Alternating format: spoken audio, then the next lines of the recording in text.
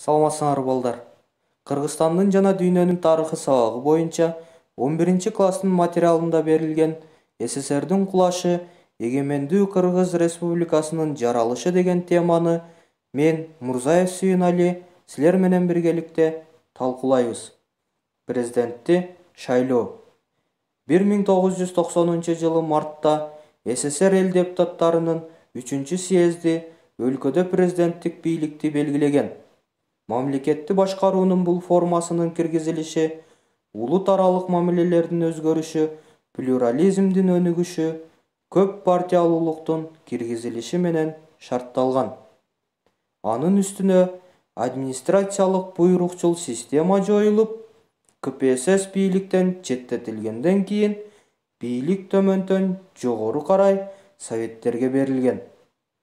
Бирок советтер финансылык, укуктук, саясий, уюштуруучулук жана башка боюнча КПССтин функцияларына ээ болбогондуктан мамлекеттик бийликтин тармактарын координациялай алган эмес.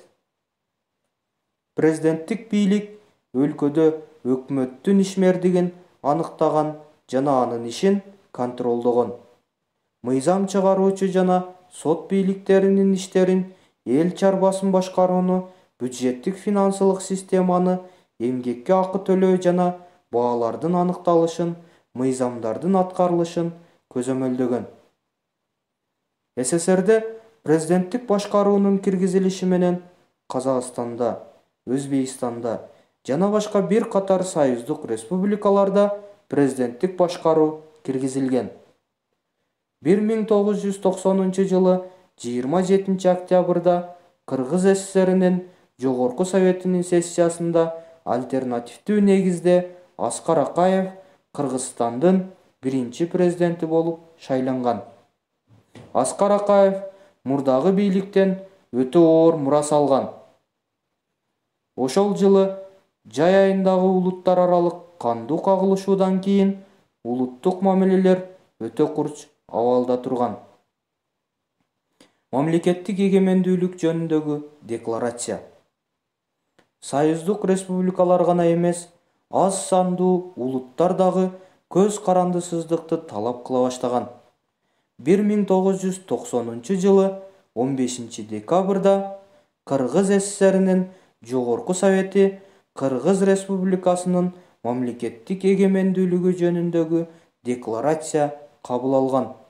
Анда республиканын ар түрдүү улуттарынан турган жарандары Кыргыз Республикасынын элин түзөт.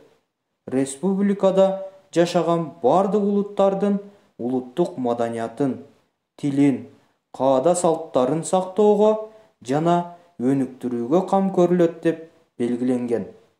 Мындан тышкары, декларацияда республикада менчик көп түрдүү болуп, алар тең укуктуулукка ээ болоору жарыяланган.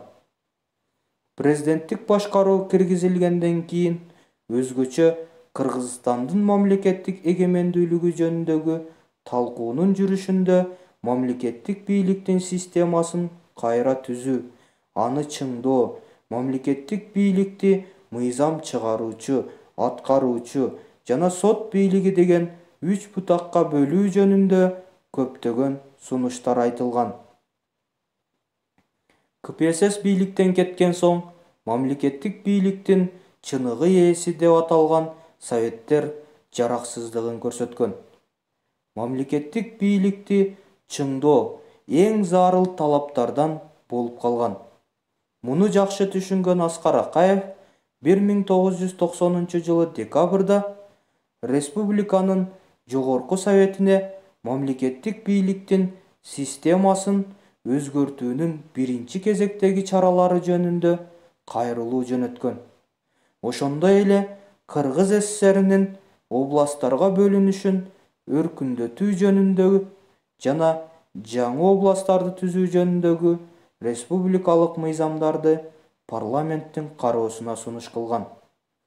Бул документтерге ылайык 1990 жылы 14 декабрда Чүй жана Жалал-Абад областтары түзүлүп, Нарын жана Талас областтары кайра калыбына келтирилген. 1991 жылы 22 январда Кыргыз СССР-нин Жогорку Советинин 3 сессиясында Кыргыз Республикасынын Министрлер Кабинети жөнүндө маселе каралып, ага ылайык Кыргыз Республикасынын Министрлер Кабинети жөнүндө мыйзам кабыл алынган. Ал боюнча биринчи жолу президенттин, вице-президенттин кызматтары киргизилип, жергиликтүү бийлик органдарынын милдеттери, укуктук негиздери такталган. Бул боюнча жергиликтүү эл депутаттар советинин маңызы, мазмуну жана функциялары түп тамырынан бери өзгөргөн.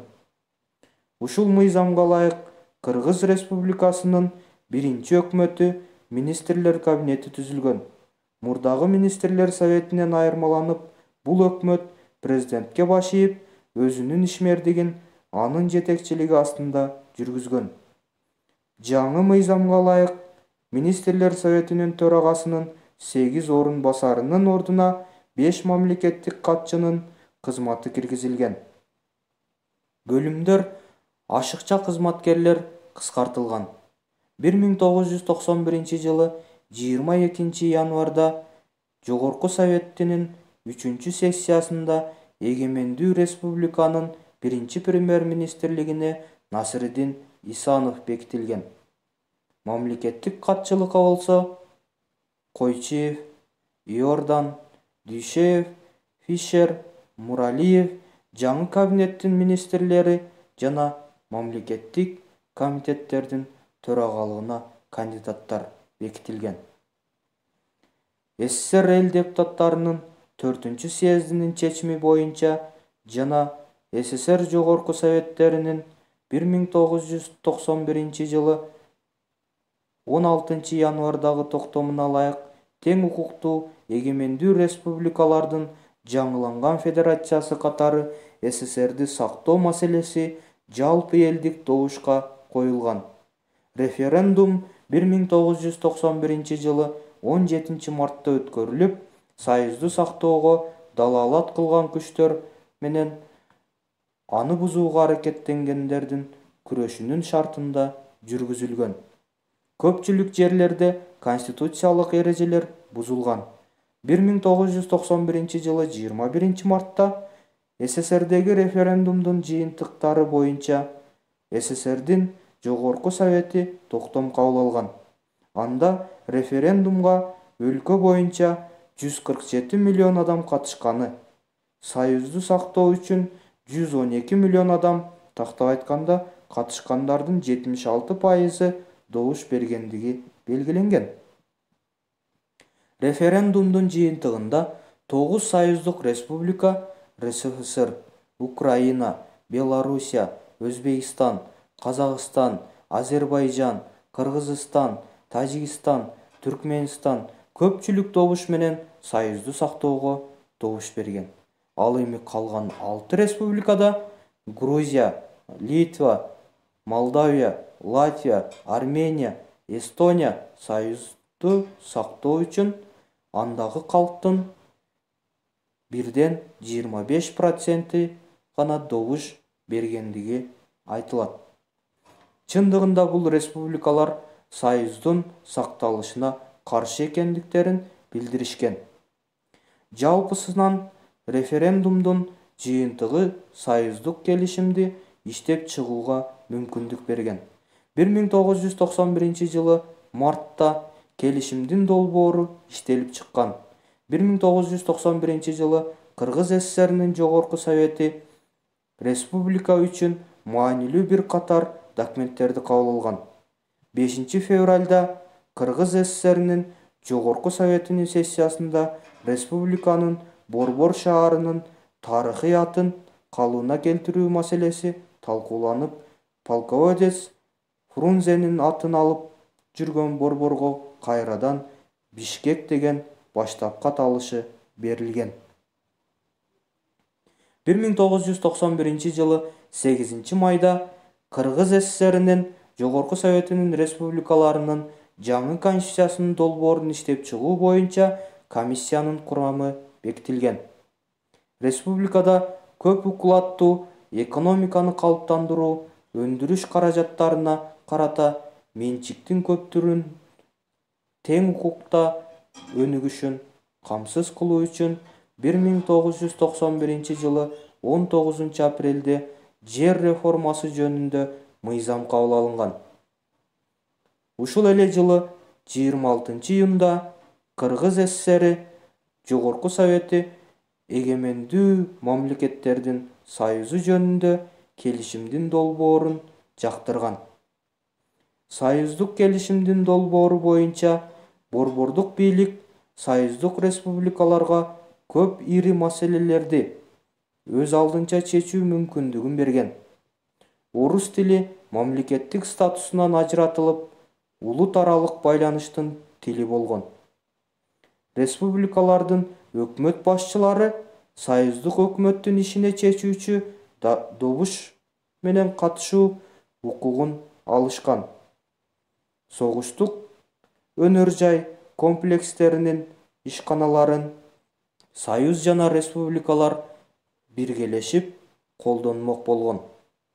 Бул союздук республикалар үчүн өтө чоң жетишкендиктер эле.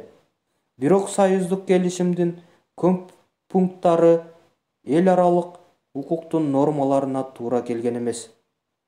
Мындан тышкары, бул келишим боюнча өндүрүш каражаттарынын эң кирешелүү жана баалуу бөлүктөрү союздун карамагында болуп, республикалардын ресурстары кескин төмөндөмөк. Союздук салык жөнүндөгү маселелер да келишимдин долбоорунда так көрсөтүлгөн эмес. Союздук келишимдеги ушул өңдүү кемчиликтер эгемендүү республикаларды жаңы типтеги мамлекетке бириктире алган эмес. Өлкөдөгү консерваторлор союздук келишимди Совет мамлекеттин сатуу катары баалап, өлкөнү аскердик төңкөрүш аркылуу сактап калууну чечишкен. Бул максатта алар СССРдеги өзгөчө абал боюнча мамлекеттик комитет ГКЧП түзүшүп, 19-21 августта мамлекеттик төңкөрүш жасоого аракет кылышкан. Бул окуя СССРдеги ансыз да караң турган мамлекеттик бийликтин баркын биротоло кетирген. Тилекке каршы Кыргызстан Компартиясынын айрым жетекчилери ГКЧПнын саясатын колдоп, кайрылуу кабыл алышкан. Буга Кыргызстан Компартиясынын борбордук комитетинин бюро мүчөлөрү толук катышпагандыктан, алардын кайрылуусу юридикалык жана саясий күчкө ээ болгон эмес. ГКЧПнын ишин Кыргыз Республикасынын президенти кескин түрдө сынга алып, республикалардын саясатын колдобой тургандыгын билдирген. Союздун башка республикалары да бул окуя аскердик төңкөрүш жасоого кылган аракети катары айыпташкан жана союздун чыга тургандыктарын ачык билдире башташкан. Кыргызстандын көз карандысыз эместиги жөнүндөгү декларация. КМШнын түзүлүшү. Кыргыз СССРнин Жогорку Советинин сессиясы 1991 жылы 31 августта Кыргыз Республикасынын мамлекеттик көз карандысыздыгы жөнүндөгү декларацияны кабыл алган. Бул боюнча Кыргыз Республикасы көз карандысыз эгемендүү демократиялык мамлекет деп салтанаттуу жарыяланган. Ошентип, дүйнөнүн картасында жаңы өз алдынча көз каранды эмес мамлекет Кыргыз Республикасы пайда болгон. Көз каранды эместигин шартында 1991 жылы 12 октябрда Аскар Акаев жалпы элдик шайлоодо Кыргыз Республикасынын президенти болуп шайланган. Көз каранды эместиги жарыялангандан кийин Кыргыз Республикасы жалпы союздук органдардын көзөмөлдүгүнөн кутулуп, бардык бийликти өз колуна ала баштаган. Кыргыз Республикасынын президентинин указы менен 1991 жылы 20 октябрда Мамлекеттик коопсуздук комитети жоюлуп, анын ордуна Улуттук коопсуздук боюнча Мамлекеттик комитети ал эми 3 декабрда Кыргыз Республикасынын Улуттук гвардиясы декабрдын аягында ички иштер аскерлери түзүлгөн. 1991 жылы 8 декабрда Минск шаарына жакын Беловоже токоюнда өкмөттүк резиденциясында Беларусь Республикасы, Россия Федерациясы жана Украина көз каранды эмес мамлекеттердин шериктештигин КМШны түзүү жөнүндөгү келишимге кол коюшат. Ушул окуядан кийин СССРдин таркоо процесси башталган. 1991 жылы 21 декабрда Алматыда Беларусь Республикасы, Россия Федерациясы, Украина, Азербайжан, Армения, Казакстан, Кыргызстан, Молдавия, Тажикстан, Түркменистан жана Өзбекстан КМШны түзүү келишимине кол коюшкан. Бул СССР биротоло жашоосун токтотту дегенди түшүндүргөн. 25 декабрда Горбачев СССРдин жоюлгандыгына байланыштуу СССРдин президентинин милдетин аткарууну токтоткондугун билдирген. СССРдин кулашы жана КМШнын түзүлүшү мыйзам ченемдүү көрүнүш болгон. Анткени союздук борбор менен союздук республикалардын ортосундагы мамилелер кийинки учурда туңгуюкка барып такалган эле. КМШга кирген ар бир мамлекет өзүнүн территориясында жашаган бөлөк өлкөлөрдүн жарандарына улуттук жана башка өзгөчөлүктөрүнө карабастан жарандык, саясий, социалдык, экономикалык жана маданий укуктарды адам укугунун эл аралык нормаларына ылайык камсыз кылууга милдеттенген.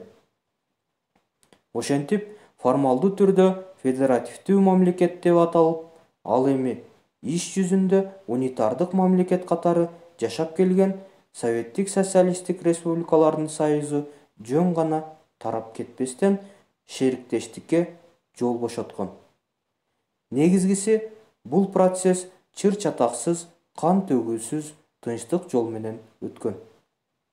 КМШга кирген мамлекеттер биргелешип ынтымакта жашоонун зарылдыгын түшүнүшкөн.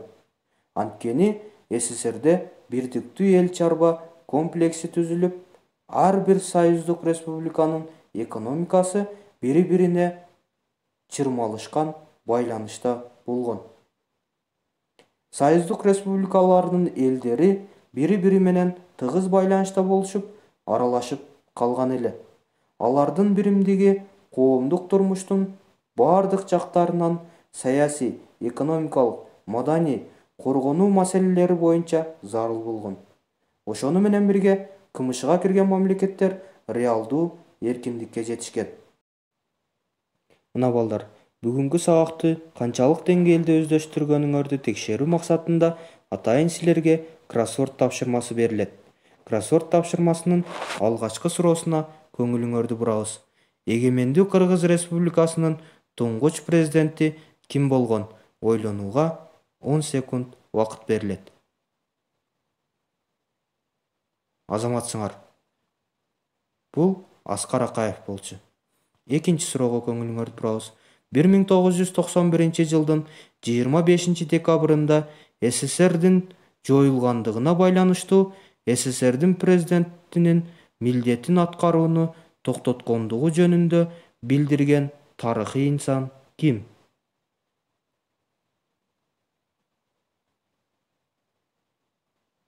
Азаматсыңар. Бул албетте Горбачев болчу.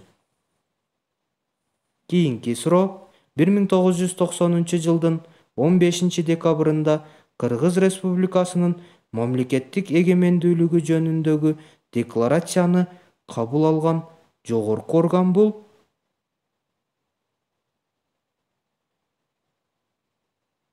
Албетте, бул силер айткандай жогорку совет болчу. Кийинки суроого көңүлүңөрдү бурабыз. 1990 жылы мартта СССР эл депутаттарынын 3 съезди өлкөдө кандай бийликти бекитти?